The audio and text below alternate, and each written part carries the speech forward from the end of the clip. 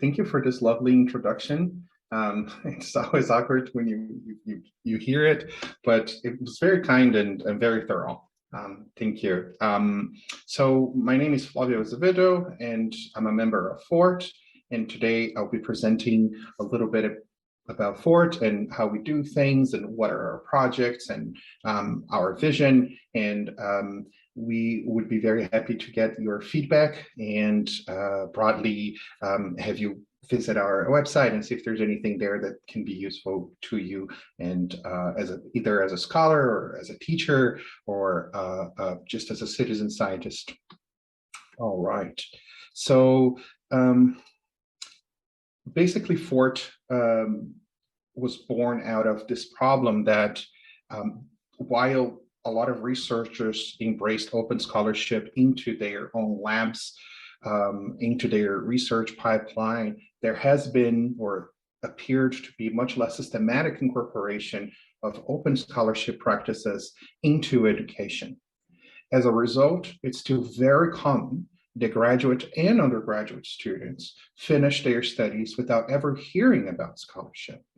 And the problem also bears for scholars themselves.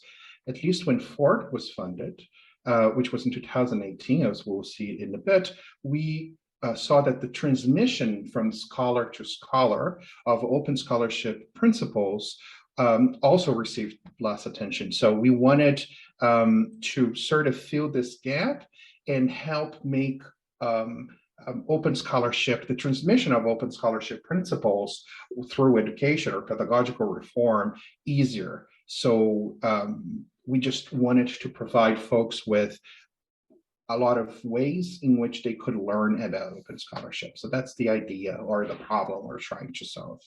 And as you are aware of, and this is just one way of thinking about scientific utopia, but there has been 3 papers by the Center of Open Science that talks about this concept of scientific utopia, meaning where is it that we're aiming to go?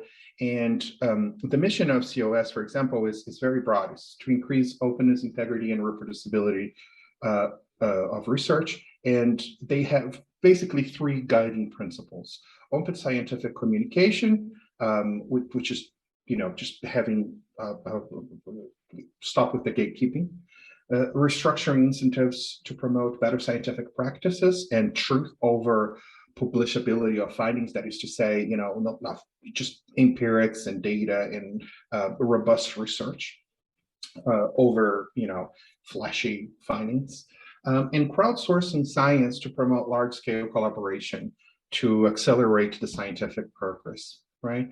So these 3 pillars sort of are the foundation of COS, but in psychology in particular,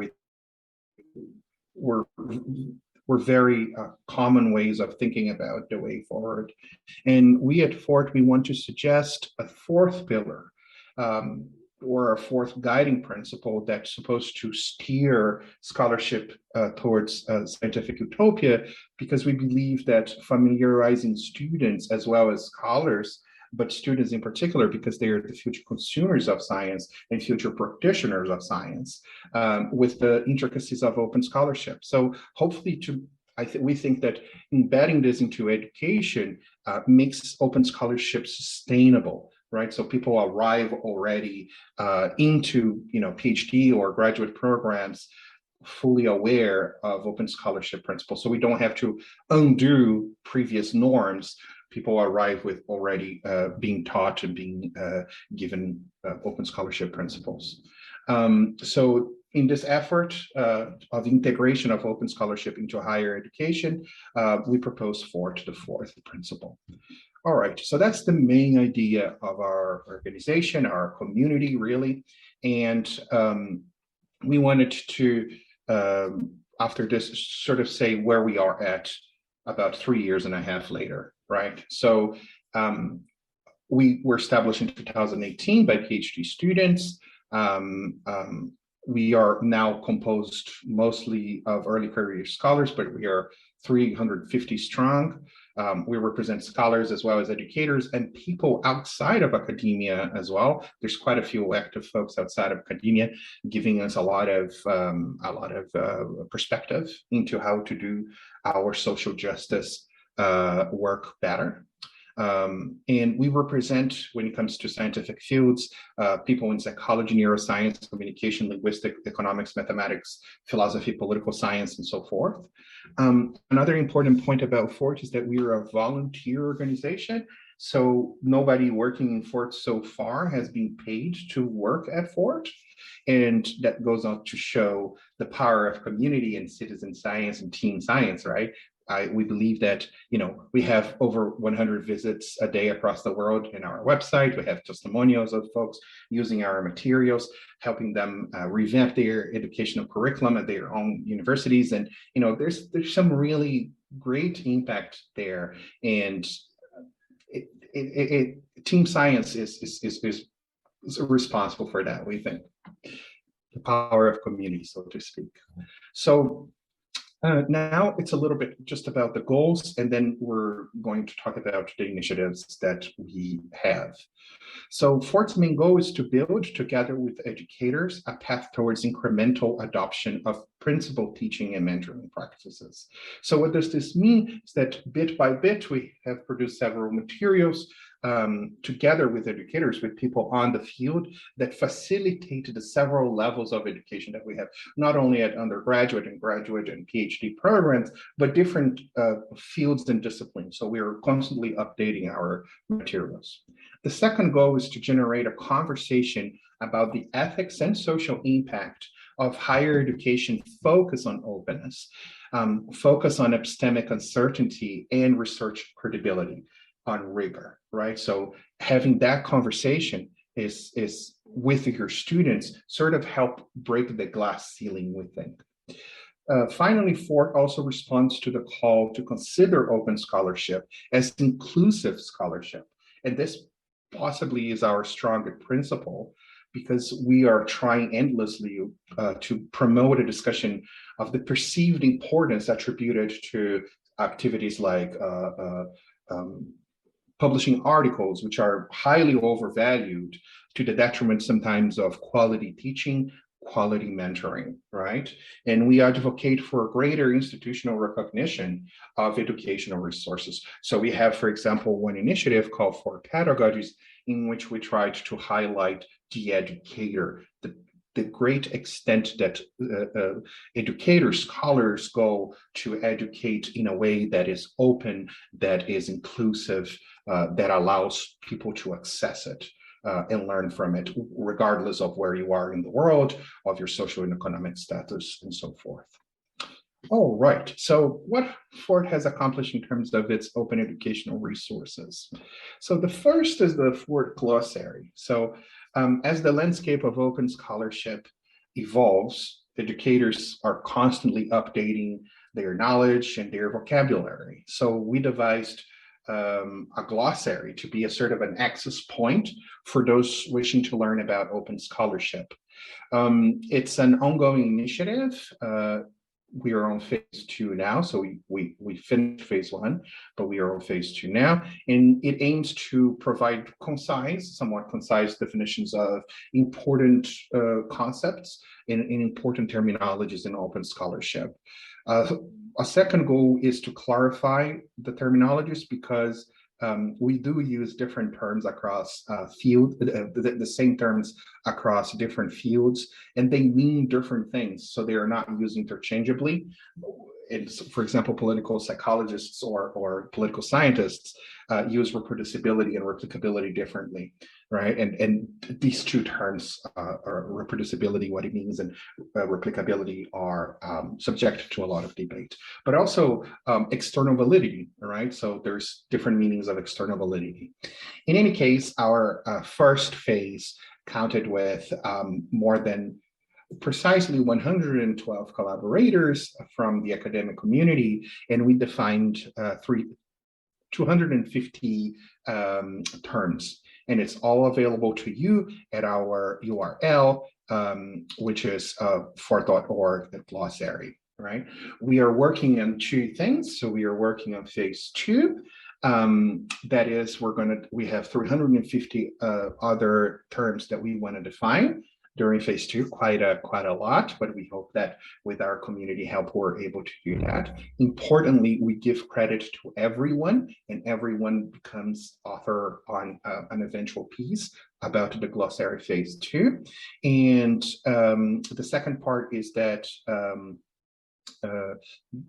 we are working on the translation of the phase one into other languages. So we're looking into Arab, we're also looking into Slavic languages, and as well as in Portuguese and perhaps French, maybe, who knows? But we're gathering people, all right, to do that. Good. So how does this look like? So if you haven't visited our website, basically there is a list of terms on your left-hand side. For example, carking, which is taking after the results are known, and there's so many of those. And now it comes with related terms. So we sort of have a network of terms, the references on which we base this definition, and by whom this was drafted. All right, great. Now, we had another initiative that we call Impact on Students. We use a team science approach, about 75 collaborators worldwide, to review and synthesize evidence that investigate the impact of embedding open scholarship into the educational pipeline, right? So teaching basically what is the impact of open scholarship into students' outcomes. So basically we conceived of three outcomes: scientific literacies. So think of knowledge, skills, competencies, attitudes related to both scientific culture and doing science. The other cluster is that student engagement. So things like enjoyment of learning, enjoyment of your motivation, future behaviors towards science and scientific interest. And the third prong is attitudes towards science. So think about perceptions of science, whether you trust science or feelings towards particular practices. So we sort of summarize this. You can see there's two links here. So it's not, those are two different pages. One is the FORRT/impact, where you will soon see a sort of a commented literature review of the works, as well as we have a preprint that you can read and learn about our findings. All right. We also have FORRT lesson plans. So we thought that while there is awareness of the goodness or the positive impact of open scholarship, there remains a sort of a hole where people go to implement this into their own classes. And whether you're teaching, say, political psychology, but also mathematics, like where do people go? So to support educators on this attempt, we try to produce lesson plans that are out of the box resources with very specific on very specific topics that have timings and activities that you can readily do with your students. And we have 9 lesson plans and 60 activities. So it's a really great instrument. It's probably one of the things we hear a lot about, people saying, oh, this lesson plan here facilitated a lot of my class, because it's ready and it's nice.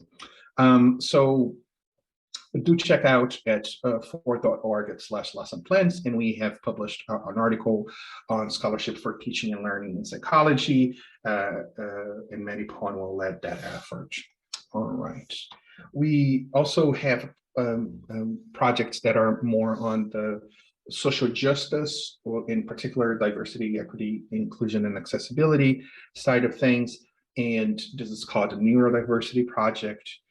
So if you're not familiar with what neurodiversity is, it's the non-pathological variation of human brain regarding sociability, learning, attention, mood, and other mental functions, right? So, and we think that neurodiversity received, again, very little attention. So you see this pattern of we try to address points where we think open scholarship has failed to address, which we try to fill that gap, right?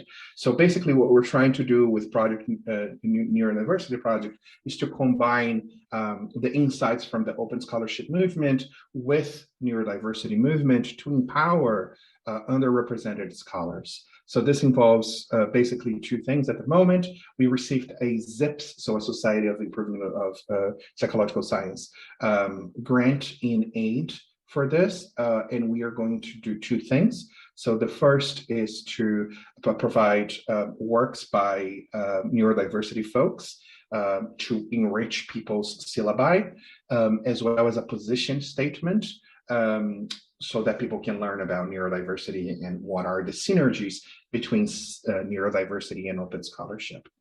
Another project that I want to talk about, as you know, is the FORRT Summaries. We have over 200 published summaries. I won't go too much in detail, but I would just say that we have a manuscript that is in preparation, but it should be a 1 or 2 weeks thing, in which we were going to invite everybody who contributed to the summaries to participate. So please, you guys in particular will know about this. And basically it presents the summaries. And what we're trying to do is sort of meta science this project a little bit. So instead of just presenting this resource, which is stands on its own legs, but we're trying to derive some knowledge. What can we learn as well from our community effort? All right. There's another project called FORRT Reversals and Replications. So as you may know, it's hard to know what work has been replicated and where. So reversals, by the way, just to explain, is when you replicate the work, but the effect size is found to be in the opposite direction of the original effect size. So that's what reversals is. So what we're trying to do is sort of have a list of replications across scientific disciplines, but we in specific are formatting our website at FORRT.org at reversals, so that it is easy for educators to try to implement that into bachelor thesis, master thesis, as well as in their classes. Okay, so that's the idea. So we're collating this. So far, we have 32 contributors, 150 entries across 20 different fields. So it's quite an effort. So one of we believe our goals for our community, because we're so interested in the topic, was to provide a sort of a framework to understand open scholarship, right? So we call this initiative the 4 clusters. We draw from the expertise of more than 50 folks across the community to provide a comprehensive but straightforward, accessible, didactic framework, if you will. And we hope that with this framework, we sort of can try to reform a few narrow ways of thinking about scholarship and seeing more globally, including, and in particular, we give a lot of attention to academic life, ethics, and culture, and where we talk about team science, the hidden curriculum, adversarial collaboration, structure of incentives, equity, diversity, inclusion. So it's all in there. But also we talk about, conceptual and statistical knowledge. So if you're interested in any of these topics here, there is recommended literature at our website. Okay. Lastly, the last resource that we're presenting, we have a list of curated resources. Now we have about, I would say, 1,000 curated resources. And what does that entail is basically trying to provide a platform for folks to find open and reproducible resources, just open educational resources. So we provide a website in which you can just type the keyword and find, or you can select among the clusters. So sometimes a resource fulfills 2 clusters, by the way, so it's not exclusive, but this is just one of the ways that you can find resources that may help not only about learning, but also educating your students. Lastly, we wanted to talk about, how is it that FORRT works in a way, like what is the process because you know that reproducibility team, but other organizations might be interested in learning how is it that we accomplish what we accomplish, and also share with you our principles of inclusivity, how is it we try to be accessible, etc. So everyone at FORRT can propose new ideas. This is done on one channel created on Slack, so everything in FORRT works at Slack, and we call this Team Ideas. So if the idea, when somebody goes there and proposes an idea, and if the idea is sound and it's approved by the community, it gets assigned a project leader who oversee the execution of this idea. Then the idea is shared on widely across the FORRT community and create a channel for that specific project, right? So basically to facilitate communication and exchange, and anyone can join that channel and will receive notifications about it. We also share new projects on social media. So we are very active on Twitter, Facebook, a little bit, and Reddit.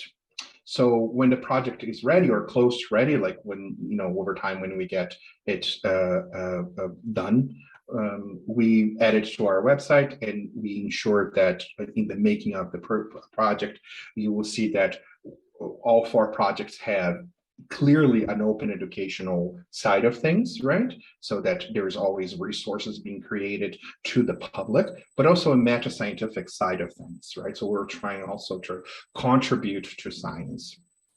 And some projects are dynamic, which is interesting, and they, you know, they have phases like the summaries, like the glossary, etc. So they are always there, like the reversals.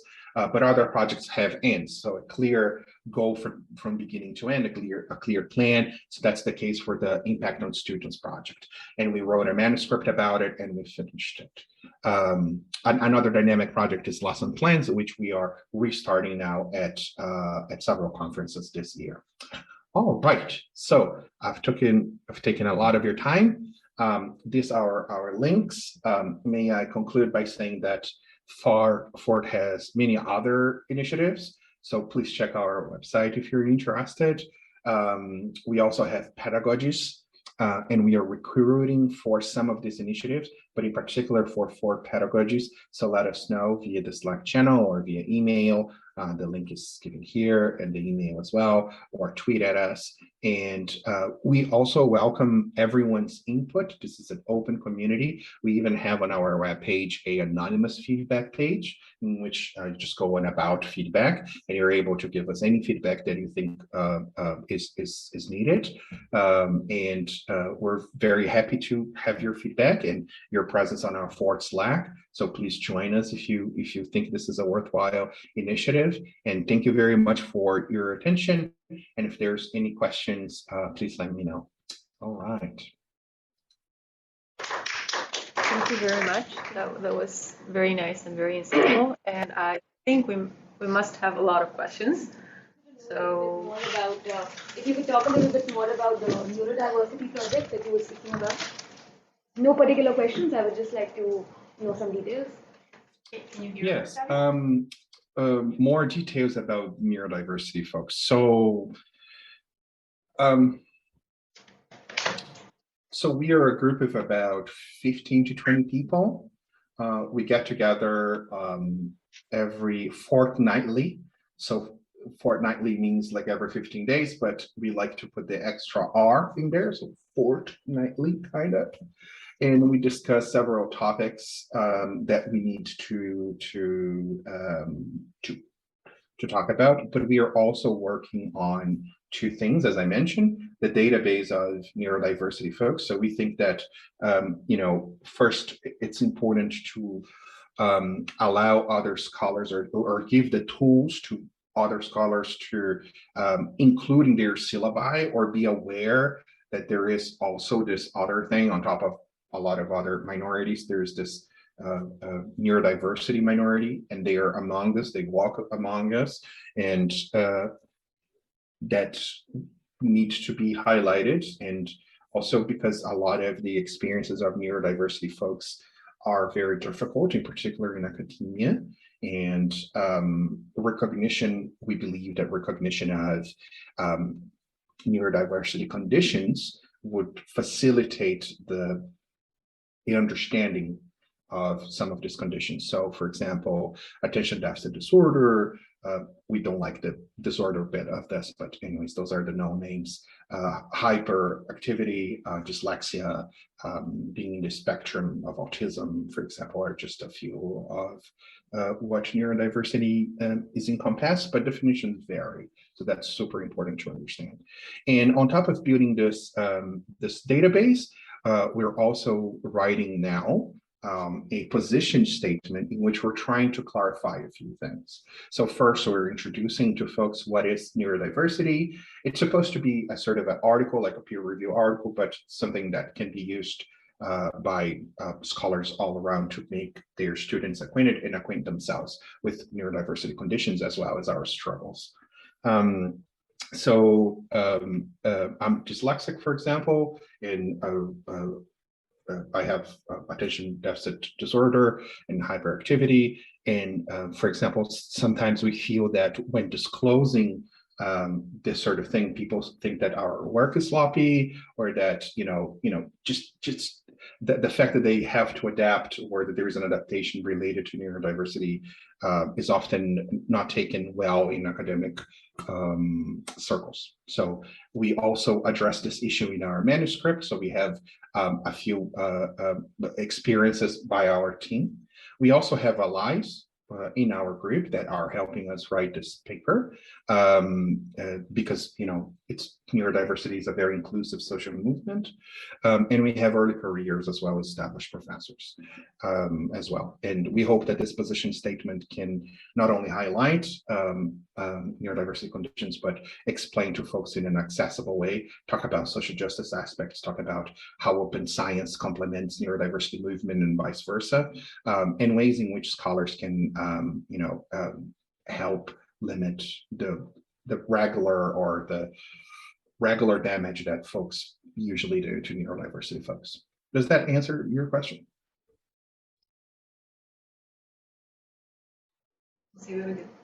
Yeah, thank you for your answer.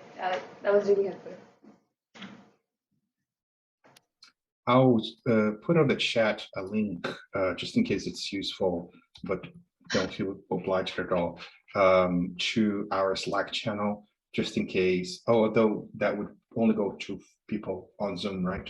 Not on the, anyways, it's on the website. If you go all the way to the bottom in the getting in touch, there is a link, join our community. It's there, and I'll put it on the chat thing. And then you get to the Slack community, and there's a channel called Team Neurodiversity, and you can just see what we're up to. Basically, we're discussing a lot of boring things and organizational things. We want to get things done and help this out. Another thing that you can do to learn more about teen neurodiversity is to go on our initiative that I didn't talk about, but it's the Educators Corner, which is just a platform to give folks of all stripes to share their stories, their experiments, their hardships. So we have, it's sort of a blog thing where we highlight either excellent examples of open scholarship or people's experiences. So it's on the Educational Nexus as an initiative, but I put the link there as well. So we do have a blog post called Navigating Open Scholarship for Neurodivergent Researchers. So it might be good to check that out. All right. As you can see, I'm excited about this. So ask any other questions. You asked the right questions. Okay. Anyone else has any question? Okay, so I can go forth. So my question was mostly in regards to how this initiative has been expected, or how it has been, well, I assume it must have been welcomed by the open science community, but mostly I was curious about educators, especially with some of the initiatives that you've taken part on that I think are quite interesting and should be incorporated probably in a lot of our universities and schools. But are people optimistic about this, or what is your take on how they have awaited this initiative? This question has at least 2 or 3 parts, and I'll try to answer a few parts. And do let me know if I forgot any of the parts. So the first part is, how was FORRT received, right? As many, so I'll answer that first. As many grassroots organizations, especially coming from PhD students, of course, as is for everybody, it's hard to get it off the ground, and there is no funding. And today we pride ourselves to be a volunteer, but we do want to receive funds to working for it and help, also distribute and help end a little bit of the inequality when it comes to opportunities in academia, right? And so we are applying for grants and funds to get folks paid by their work at FORRT. And when it comes to reception, FORRT has always placed itself in a place where, it is sort of a movement that tries to incorporate social justice and topics, diversity, equity, inclusion into open science. So so this is important. So that's just the frame of reference. Open science, when FORRT was created, was very much about methodological reform and methodological reform only. So we don't disagree that we need better education, we need more robust research, we need more open research, but we also want to highlight the social justice aspects of open scholarship. So our initiatives are embedded into this struggle. So a few folks have taken up issue with us and our philosophy, but it's nice to have communities that address different things, I guess. But we are very happy and content with what we achieved when it comes to giving visibility to folks, as well as providing open educational resources. We think this is the right way to go in the future of open science, which we refer to as open scholarship, which is just the union of open science principles, so to speak, integrity, robust, etc., but also with social justice. We believe that sort of embedding the education side of things into open science kind of helps with all other reforms. So the measurement crisis, the replicability crisis, the sample size crisis, whatever, etc. So we think that better education plays a role at all these elements or need for reform, so to speak. The last part of the question, I think, correct me if I'm wrong, relates to the future and how we're going to keep on existing or working. So we're trying to be sustainable insofar as we have a number of projects that are starting. We have a number of projects that are midway, and we're finishing some projects. So there's still a lot of things to come out. And we've been more driven towards grant writing. So if you know a fund, if you know a prize, an award, or anything of the sort that can give FORRT visibility and other initiatives as well. So we have a partnership initiative in which we try to give visibility to everybody. We recently also published an article on what we refer to as pedagogical communities and how to build a community of pedagogical communities, because the open science movement is very much research oriented in a way. Of course, there's sides of it, like there's the whole open access movement, which is just data openness oriented, but at least in psychology, political science, social sciences, it's very much research oriented. So we are trying to sort of, talk about citizens, team science, or talk about anybody who can benefit from these resources as well. This answer your question? Yes, I think it does. So at least most of it, but a very small part of it is also related to how much this is actually being accepted. Or do you know of universities that have already taken it as part of their curricula, or that have shown interest to you or to your collaborators regarding this? Yes, there's a few of that. I'm not sure I'm able to disclose because but we have testimonials at our community, as well as approached by several organizations, which is quite some work. to help inform them how we do team science projects. So especially think tanks and other nonprofit organizations look for us. So we have 2 or 3 meetings a week to talk with this nonprofit organizations. We also have people usually come to us, say, oh, I'm using your materials in my class, or how can I help? We also had meetings with folks that are trying to reform their curriculum, as you said. So they look for us to say, okay, what are the things that are most important to include?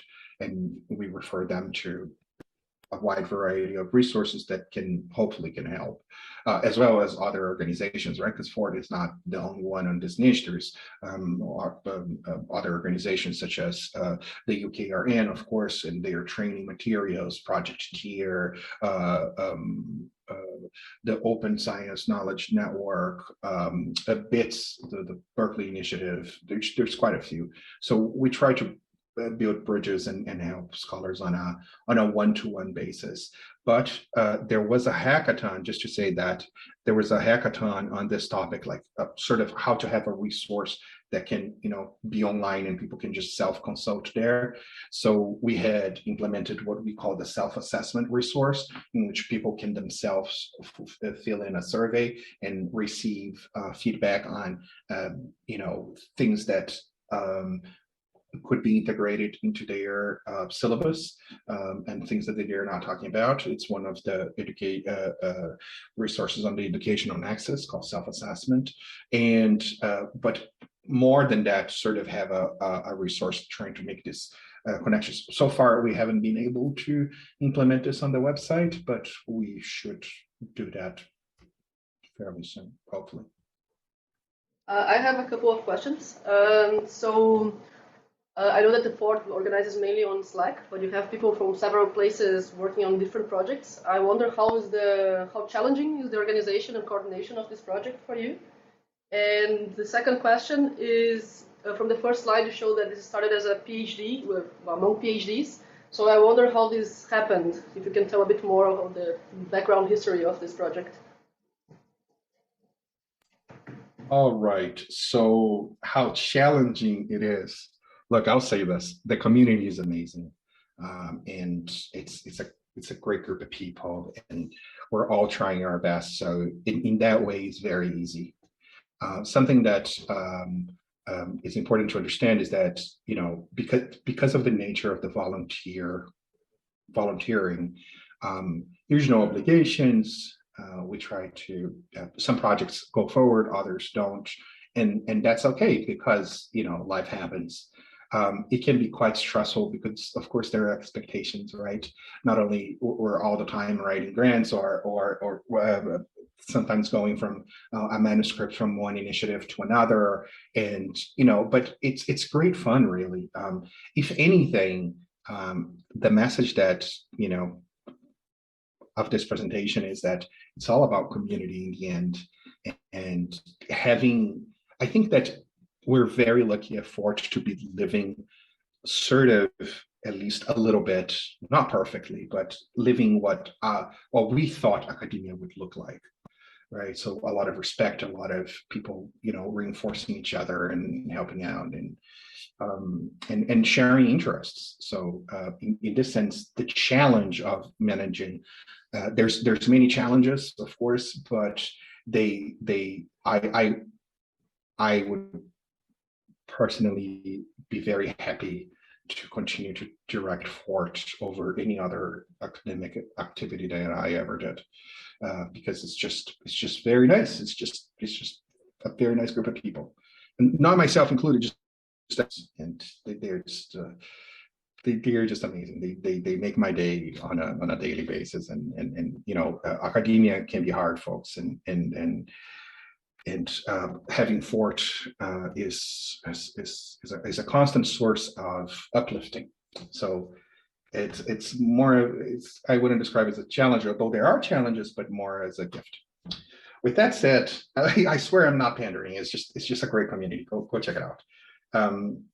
with that said, about the history, so Sam Parsons and I were at Zips together with a few other folks, brilliant folks, and they liked our idea and they helped us. So Lisa DeBruyne, Heather Urey, and other brilliant folks were there, and they're like, okay, I think you need to steer in this direction, and etc. So it was created on a hackathon at Zips. I'm a political scientist, so I'm not a psychologist, but well, anyways,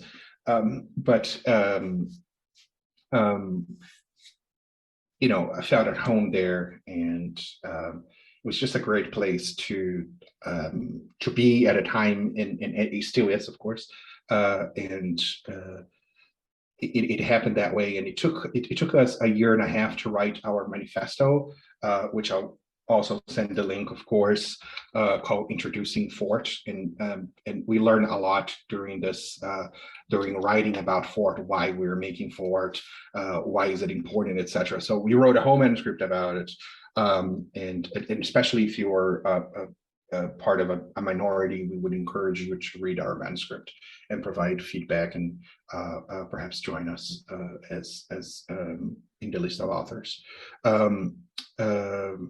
All this to say is that you know, it's just we hope one day to sort of classify, you know, tell interesting bits, but it has been just, you know, when you're like just running and you reach a speed that is too fast for your legs, and but you're still moving forward, kind of thing.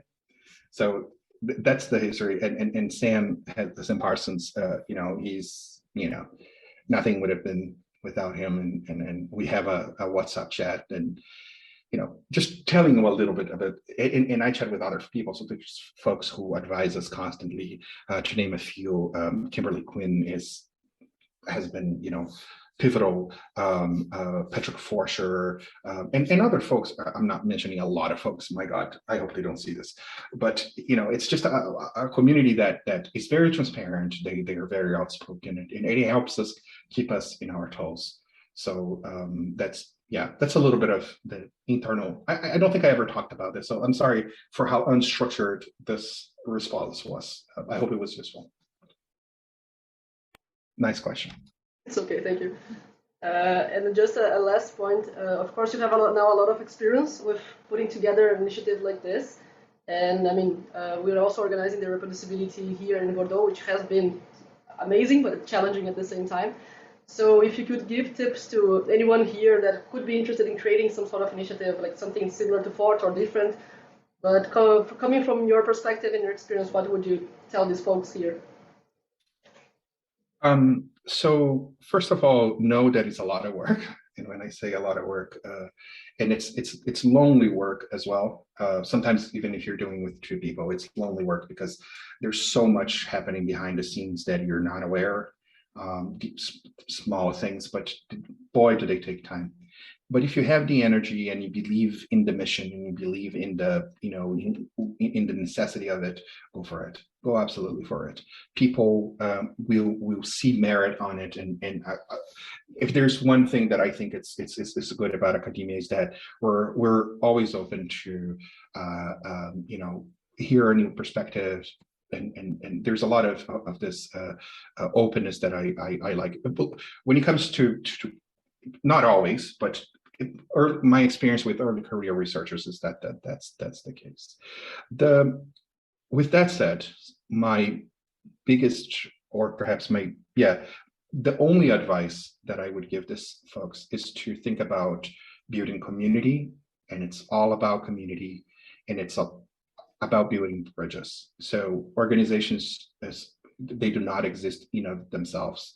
It's not the website, it's not a given resource, it's a living organism, and you need to nourish it, and you need to live up your philosophy. So this is very hard. That's very challenging and to do. But don't go alone. You know, contact other folks, especially in the open scholarship movement. See if you can use the platform of more established organizations to launch your own organization. And in that process, you will see, you know, how is it like the environment, right? Build bridges, I think is the way to go. Is to, yeah, build community and build bridges with existing ones. Perfect. Thank you very much. This was a great answer. I don't know if anyone else would like to make any comment or question. On Zoom, I guess. I don't see any hands on Zoom. I don't know if Fiona, have any later comment? Yeah, no, just a thank you note on your presentation and on answering all of our questions. Very patiently and very elaborately, I would say. Like it was like having small bits of presentations after every question. So I think we all enjoyed that a lot. So yeah, so with that, I would say we could close this session. Yeah. Maybe Eduardo, you can have the final word. Yeah, well, I know we always thank everyone for being here, and as an initiative like started last year, we are growing slowly, but we are very happy to see this happening. And my experience in open science has always been amazing. The community is the best part of it